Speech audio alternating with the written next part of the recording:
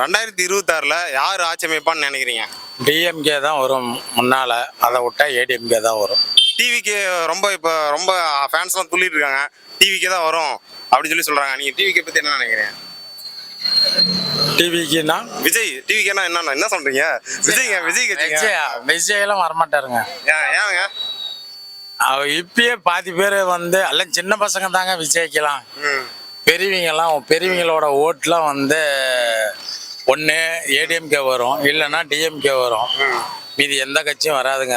சேலத்தை பொறுத்த வரையிலும் டிஎம்கே இல்லைன்னா ஏடிஎம்கே. விஜய் வந்து என்ன குற்றச்சாட்டு வைக்கிறாருன்னா, டிஎம்கே ஆட்சியில் வந்து பெண்களுக்கு பாதுகாப்பு இல்லை, குழந்தைகளுக்கு பாதுகாப்பு இல்லை அப்படின்னு சொல்லி ஒரு குற்றச்சாட்டு வைக்கிறாரு. அதை பற்றி நீங்கள் என்ன நினைக்கிறீங்க? அவர் சொல்கிறதெல்லாம் வந்து ஒத்துக்க முடியாதுங்க.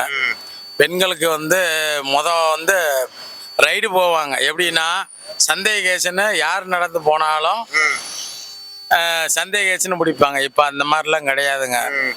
அவங்க ஆட்சிக்கு வந்ததில் வந்து எந்த இதுவும் கிடையாதுங்க. நல்லா இருக்கு, எல்லாமே நல்லா இருக்கு. டிஎம்கே தான் அடுத்து வருன்றீங்க? ஏடிஎம்கே வந்துடும். ஏடிஎம்கேவா டிஎம்கேங்க? ஏடிஎம்கே வந்துடும். ஏடிஎம்கே ஆட்சிக்கு வந்துருமா? ஆமாம். டிஎம்கேலாம் வர. இப்போ டிஎம்கே சொன்னீங்க.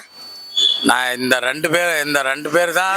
டிஎம்கே இவங்க ரெண்டு பேர் தான் தவிர மீதி எந்த கட்சியும் வெளியே வர வாய்ப்பு இல்லை சார். இப்போ வந்து பெண்களுக்கு பாதுகாப்புலாம் அப்போ இருக்குன்றீங்களா? இருக்கு. சில பேர் பண்ற தப்புக்கு எல்லாருமே வந்து பணக்கதையே ஆகக்கூடாது இல்லைங்களா? இப்போ மற்ற மாநிலத்தோட கம்பேர் பண்ணும்போது நம்ம தமிழ்நாடு சேஃபாக தான் இருக்குன்னு. நம்ம தமிழ்நாடு எல்லா வரிகளும் நல்லா இருக்கு. ஓகே. இவங்க ரெண்டு பேர்த்த தவிர யாரும் வர முடியாது தமிழ்நாட்டில். எந்த கட்சிக்காரன் வந்தாலும் குறைஞ்சது ஓட்டு விழுவாது.